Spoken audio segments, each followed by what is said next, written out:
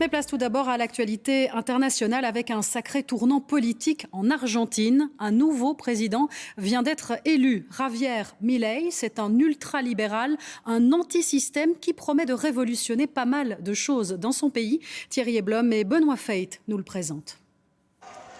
Voici donc le futur président argentin, Javier Milei, élu avec plus de 55% des voix. Dans son discours de victoire, il a rappelé hier soir les grandes lignes de la politique qu'il entendait mener pour sortir son pays de la crise.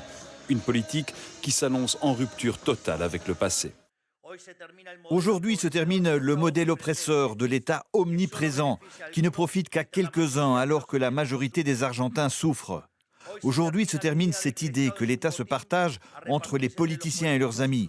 Aujourd'hui, nous mettons un terme à cette idée que les coupables sont les victimes et que les victimes sont les coupables. Anti-système, anti-État, Javier Milei est aussi un capitaliste et un ultralibéral convaincu. Pour lutter contre la crise et l'inflation qui frappent l'Argentine, il compte appliquer une politique d'austérité et de privatisation qui ne se fera pas dans la demi-mesure.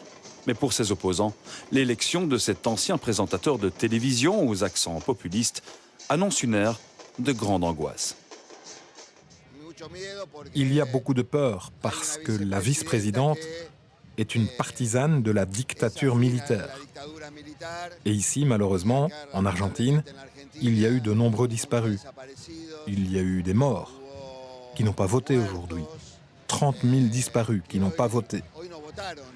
Climato-sceptique, opposé à l'avortement, favorable à la vente d'armes et même à la vente d'organes humains, Javier Milei promet aussi une rupture totale avec la classe politique traditionnelle en Argentine.